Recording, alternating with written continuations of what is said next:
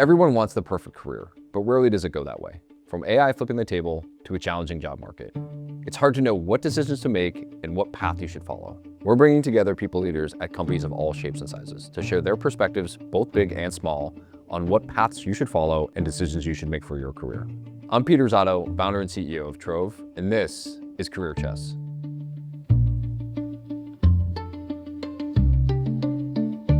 I want to start with your story on some level. You've had some career pivots for the better, I think. Maybe sort of tell me a little bit about those. You started in market research, I think, and now you're in people leadership, so those are very different. Yeah, I mean, depending on how far back you want to go, I mean, I worked in the sailboat industry for the first 2 years out of college. Then I went into financial services for a couple of years, learned a lot, but did not like that work. Then I went to a startup in a business development capacity. That was during the dot-com bust, so I got laid off with 1 day's notice and no severance right in the middle part of 2000. And then, I landed at Forrester Research, which was the start of 20 years in market research and a really formative part of my career. And I just loved being in the middle of this technology revolution where we were helping really senior executives make very complicated technology investment decisions and technology decisions overall.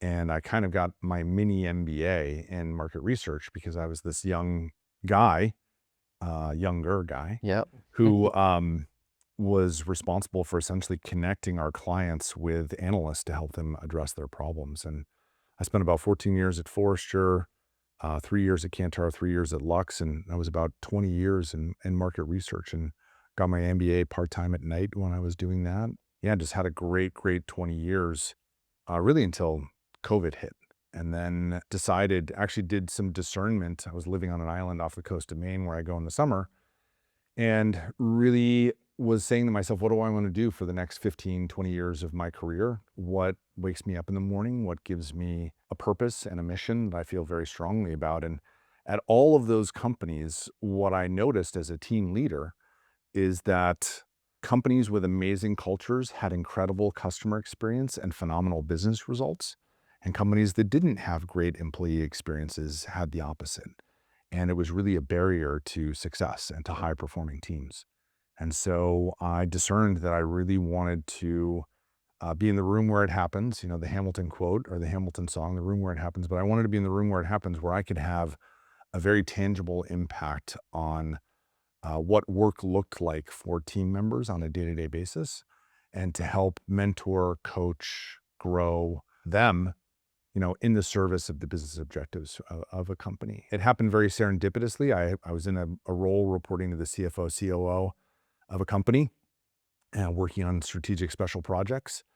And the head of HR resigned, and they turned to me and said, Andrew, you look like you've got some experience and you've led large teams. Would you be willing to do this on an interim basis? And interim, after a couple of months, I'd never imagined that I would be client side working in corporate HR, but it really turned into a phenomenal pivot. And I leaned in hard, and interim became permanent, and I was sort of off to the races. And I've just absolutely loved the work. And a lot of what I did as a business leader, coaching, mentorship, organizational design, performance management, even learning and development, and a few other areas, it all came fairly natural because as a business leader, you are, especially in information services, you are in people management and leadership functions. And from there, just leaned in and got some certifications and have really enjoyed the past 3 years, and definitely see this as the calling for the next, however long I need to work to put my second daughter through college. I love it. Sounds like one of the things, the through line you had through all of this is recognizing great customer service and then great people that maybe power customer service and then ultimately the rest of the organization. Are there things back then in the days of Forrester that you noticed, if you could distill them down, like here are the things that make people great at being advocates for an organization, whether it's, they're motivated, they're intellectually curious or whatever. I don't put words in your mouth, but what are the things that drove impact for you? And are those still true today? Like, have they been maintained forever, or does that change over time? I think there are two things I would say that have been, throughputs through my entire career, and I think they're still true today. I mean, one is having a growth mindset. I love Carol Dweck's book, Mindset, and I find that some of the most successful people and what has driven my success is getting outside of my comfort zone and getting comfortable being uncomfortable. Yep. Fear is a very, challenging thing to overcome, especially when you're whatever, 25, 27 years old. And so challenging myself to say yes to things as opposed to no, challenging myself to get out of my comfort zone and work on stretch projects and ask for assignments that are not, necessarily in my job description. And then I think the other thing that I didn't really actually learn until I think my first C-suite role when I was almost 40 years old was the importance of fostering trust for communication, collaboration, and really building teamwork and high-performing teams. Also, a big fan of Patrick Lencioni's 5 Dysfunctions of a Team book, and the idea that trust is the currency of all relationships, personal and professional, and the people that can really foster it and grant it and be authentic and transparent and humble and communicate in a clear way, they're the ones who are able to get people on teams to work with them.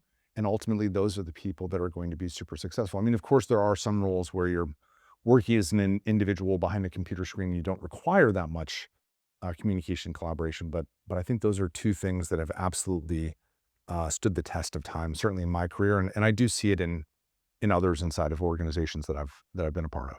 I too am a fan of the book Five Dysfunctions of a Team. I think like if you break that book down, right, obviously it comes down to trust and being able to trust yourself, trust the other people, have the your best intentions behind or their best intentions behind everything.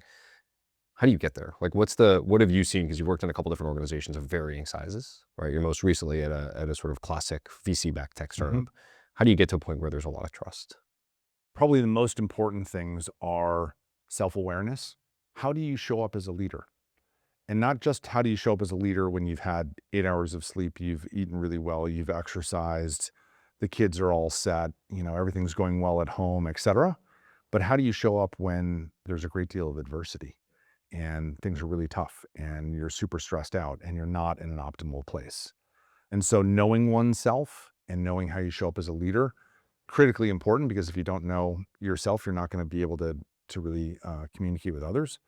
And then I think the second big thing is just being authentic and a tremendous listener, being curious about people, being curious about what's the why behind the why behind the why.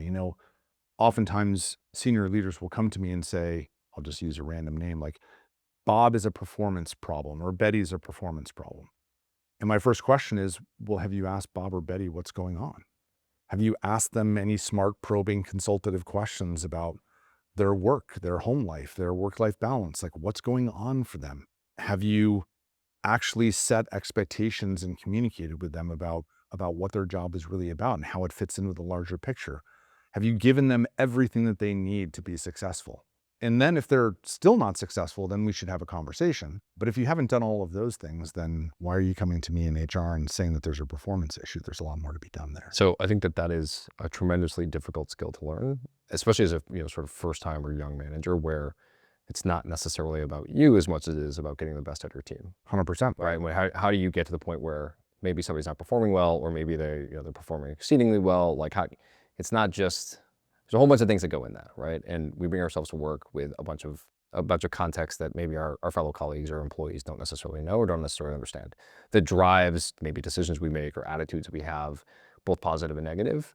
And I think like it is our duty, both as peers to one another, right, in a working setting, to give everybody sort of the benefit of the doubt, but at the same time not have necessarily a blank check to be, a jerk or whatever it happens to be on the other side as well. Well, yeah. And I mean, when I first became a manager, and I think this is a mistake a lot of managers make, I thought when I got into a management role, my job was to have all of the answers to all of the questions. Yeah, sure. And it took me a little while to realize that actually it's the exact opposite. My job is not to have all of the answers. It's to ask questions and to get the answers and to pull the answers in line with the mission, vision, values of the company and what we're trying to accomplish, and get the answers out of the people who I'm in the privileged position to lead. Let's talk about those people for a second. I mean, think about those privileged people that you get to lead and the folks who want to join an organization like the one you might be a part of. There's a lot happening especially in tech, where you and I spend most of our time. There's a lot happening in the tech market when it comes to jobs, right? You see layoff after layoff. You see do more with less. You see deploy as much AI and token maxing as you can. And it's hard as an individual to figure out like sort of where you fit in with that, right? Both somebody who's gainfully employed as well as people that are actively looking for work right now. What do you look for in somebody, given all of this? Like, what are the things that remain steadfast in terms of what you look for? It doesn't matter whether you're hiring a sales role, a marketing role, a product role. What do you care about in a candidate that comes to work in an organization that you're a part of? Maybe this is tired, but I've always been a big believer that you hire for character and you train for skill. Now, granted, you can't get a software development job if you don't know how to develop software. So you have to have a baseline capability and skill set around something. But especially with the advent of AI and the use of AI, and AI being more ambient in almost everything we're doing on a day-to-day basis, how you think critically, your innovation, your creativity, your communication, your collaboration skills, again, that ability to foster trust and to collaborate effectively. It doesn't matter if you're the smartest person in the room, because everybody else can become pretty smart on what it is that you're really smart on in a very short amount of time. Every organization has a culture, whether they defined it and it's deliberate or whether it just is their ambient culture. And so I'm always looking for somebody who I know, and I believe that the hiring manager and the team knows they want to be in the boat with or the trench with when times get tough. I have a good friend who talks about IQ, obvious, EQ, emotional quotient, and also AQ, adversity quotient. And it's the people who have come across hardship time and time again, who don't shrink from the challenge, but actually rise to the challenge, who have overcome that adversity. Those are the people that you want on your team. You don't want people who, basically throw up their hands and say, I give up. I can't do this. This is too hard. How do you measure that? Or is it more like, when you see it?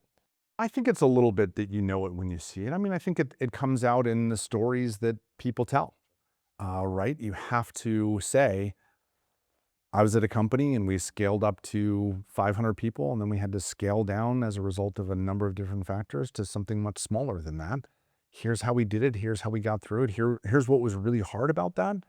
Here's what I learned from it. Again, it's a little bit cliche, but we often learn more from our failures than we do from our successes. I think that's totally true. And I think if you can talk about your failures in a way that is additive, that demonstrates your key learning and how that added to your character and your capability, that's really attractive for employers. And again, back to what we were talking about with trust, it demonstrates that you're vulnerable and you're humble, and that asking for help is a strength, not a weakness. 100%. Totally agree. I think I've told you this, but fun fact if I haven't, you were one of the very first people that I talked to about Trove, the concept that I had. It was just me at the time.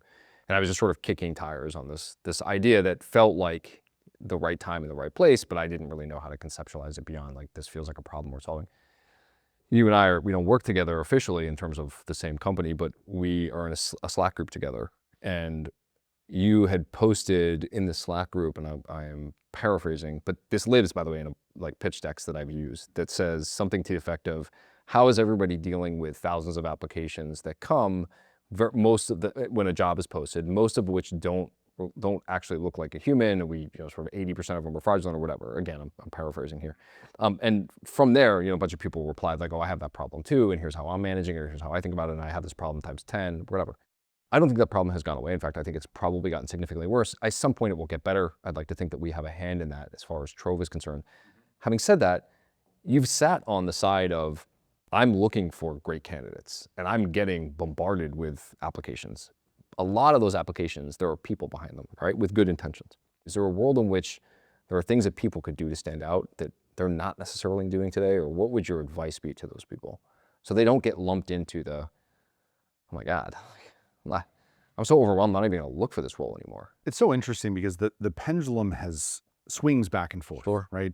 Sometimes it's a candidate's market, sometimes it's an employer's market, right?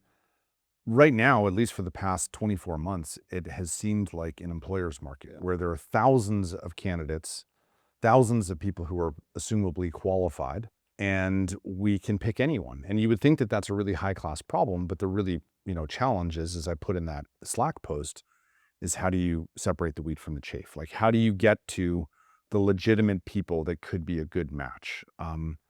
Knowing, again, that a lot of candidates have a baseline set of skills or capabilities or credentials that could be relevant. And I used to employ talent acquisition professionals to go out and source candidates, to proactively go out and find candidates.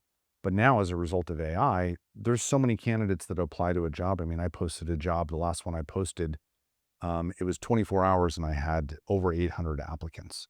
Pre-AI, what would that number have looked like? 25, 50, maybe 100. Got it. So manageable, like Manageable. as one human. Manageable.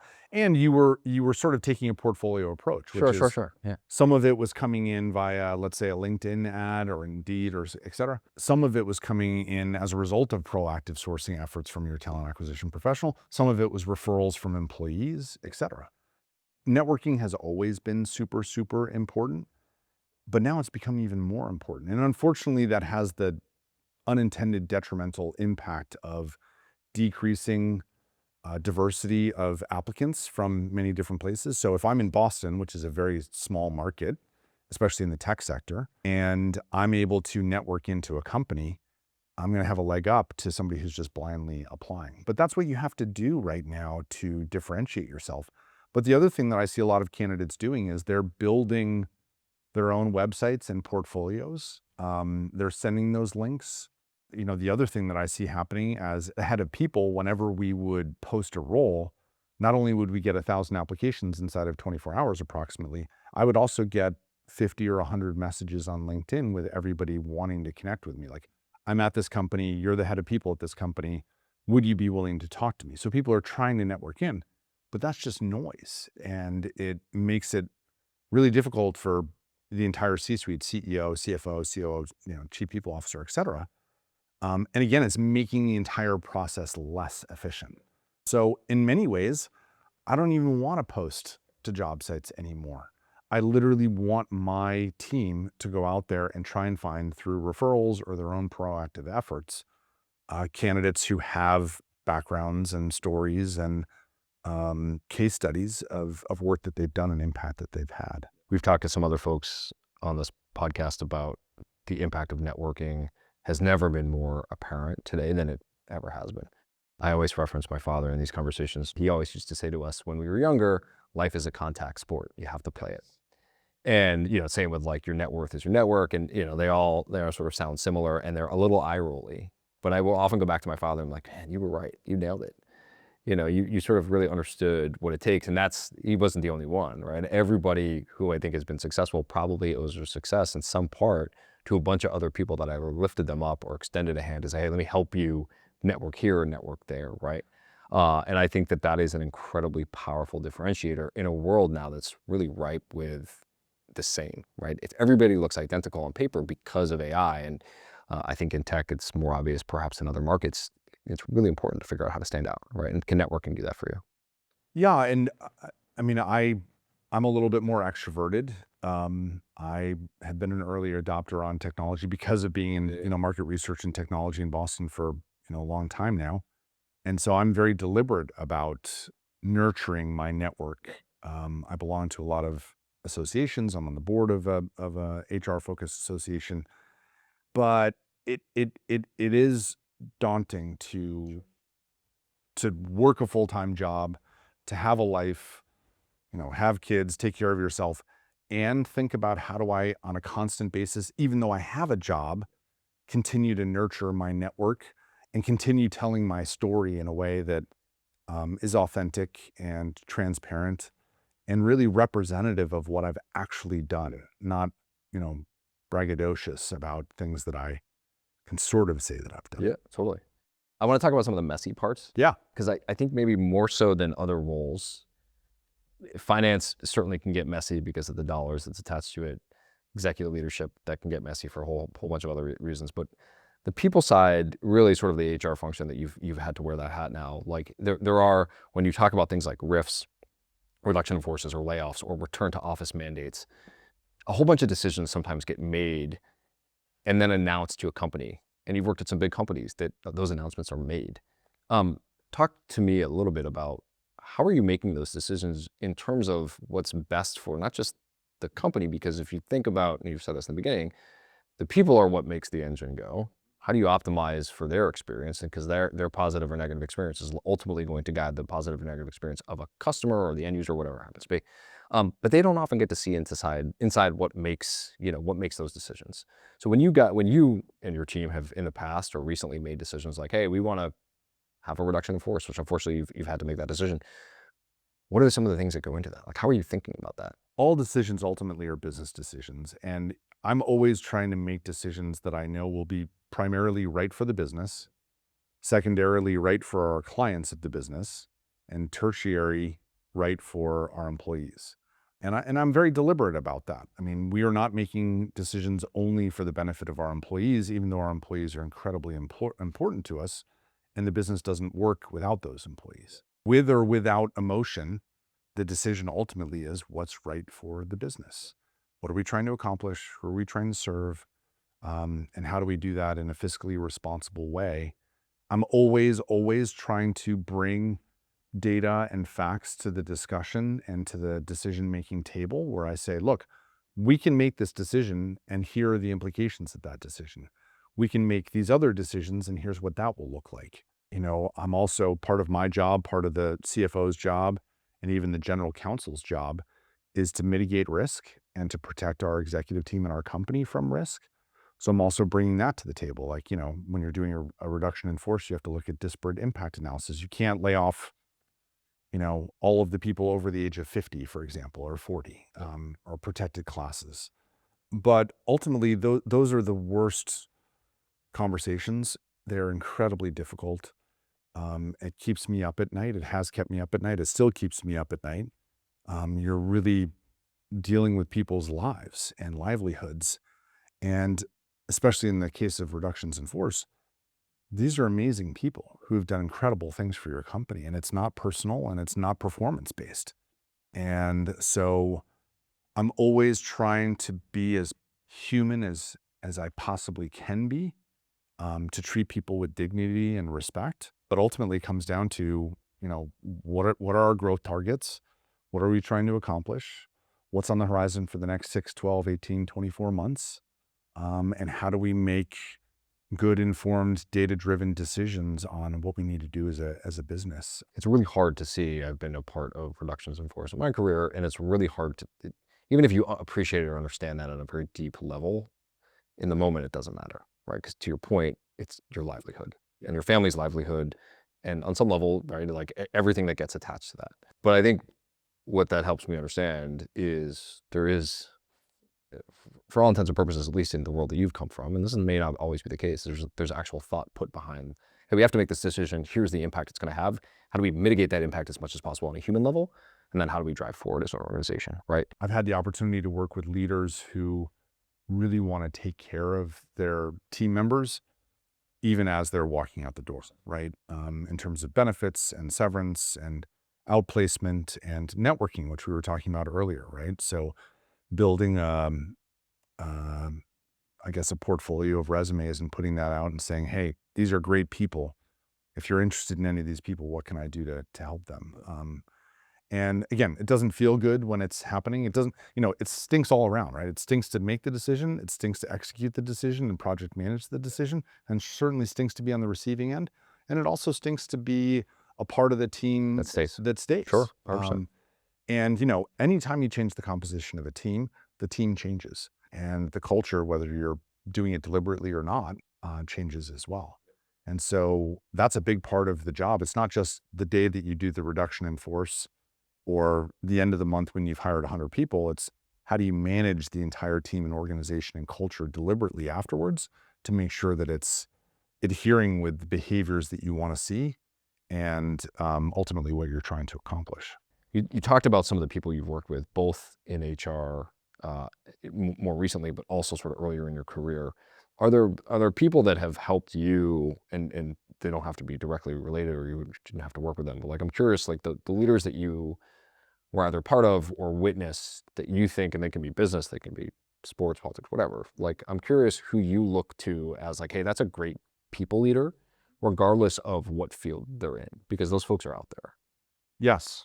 And the cynical perspective is that there are also people out there who are truly horrific leaders who are put in positions of power. We can get into that one too. Yeah, can't lead their way out of a paper box.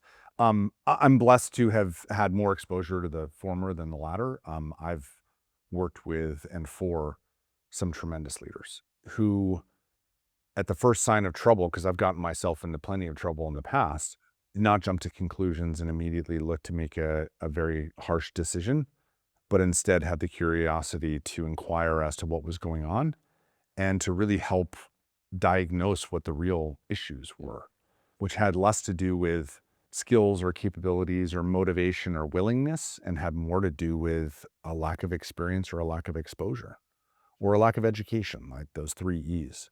One of the biggest mistakes I made when I left one company, market research, and went to another is I thought I was pretty hot stuff.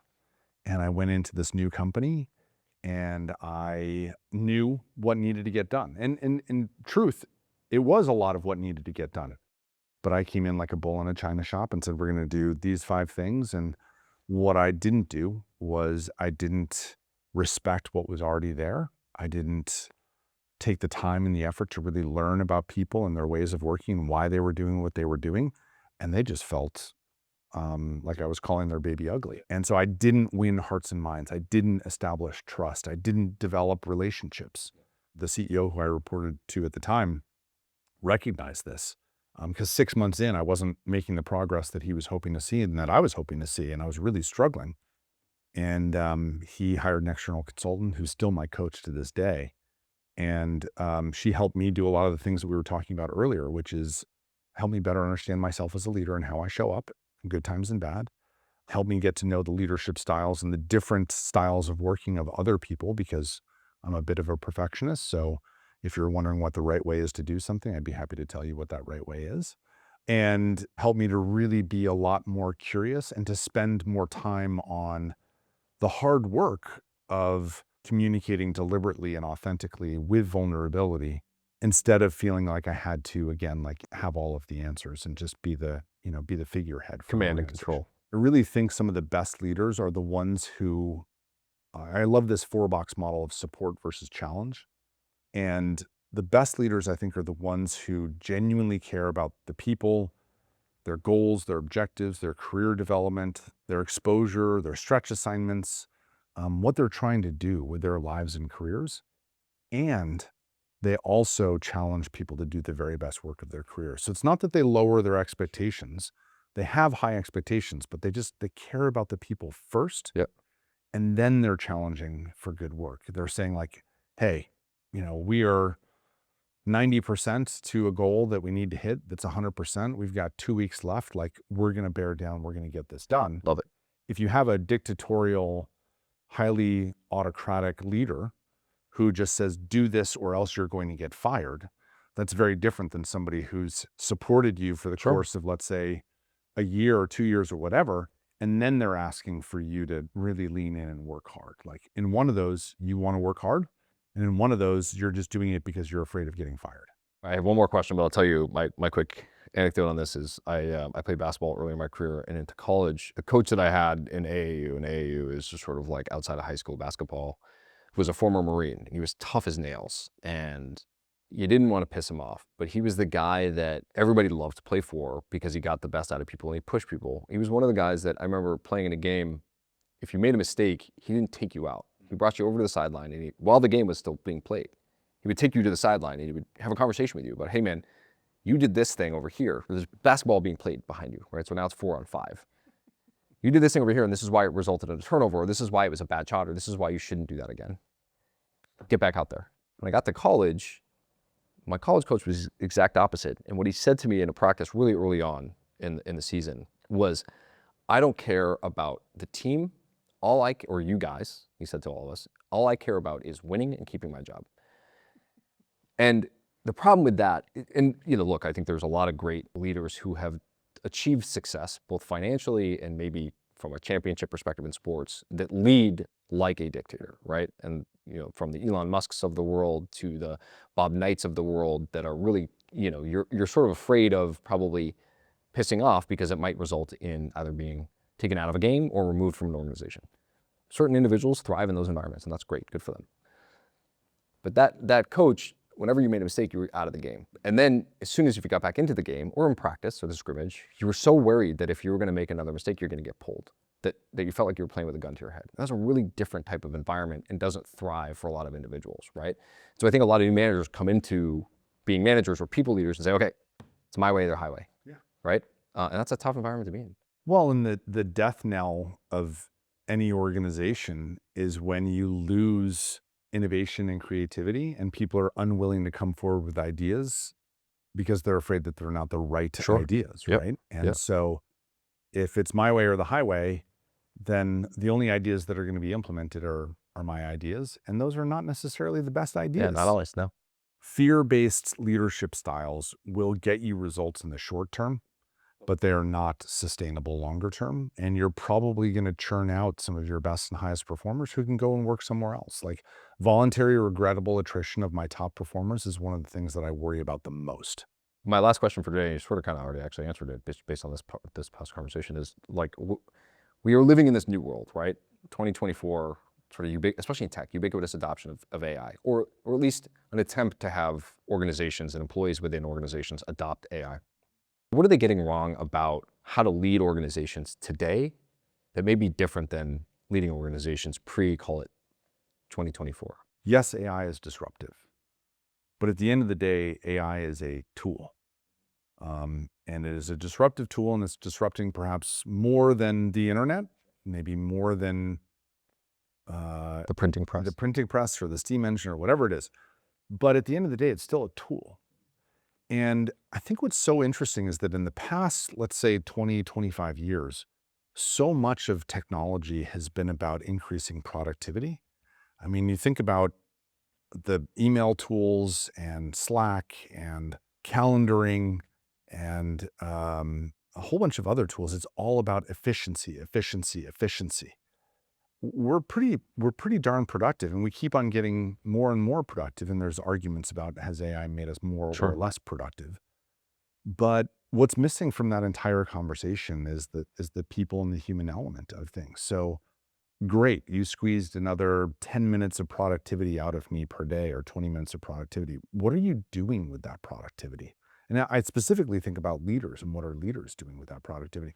Do you take that extra time and invest it in asking your people how they're doing and being truly curious about their work and what's getting in their way? Do you do more frequent one-on-one check-ins? Do you spend more time in your one-on-ones asking about career development and having performance management conversations? Do you invest in yourself and your own development to become a better leader and a better communicator? Are you taking that time and reading business books, collaborating and networking with others inside and outside of your comfort zone?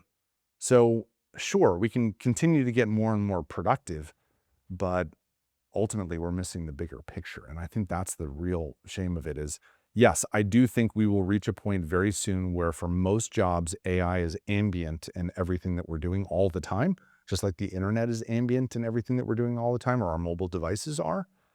But what does that actually get us? And what I hope is that I can spend personally more time on, like, sure, I can have AI do some automatic things in talent acquisition, or, I built an AI chat bot at my last company so that I wouldn't have to ask basic questions like, what are the vacation days that we have for 2026? Yeah. I would love to get rid of some of that work.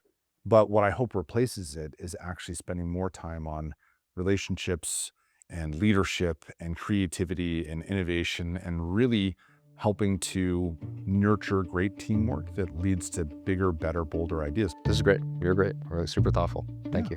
Really appreciate it.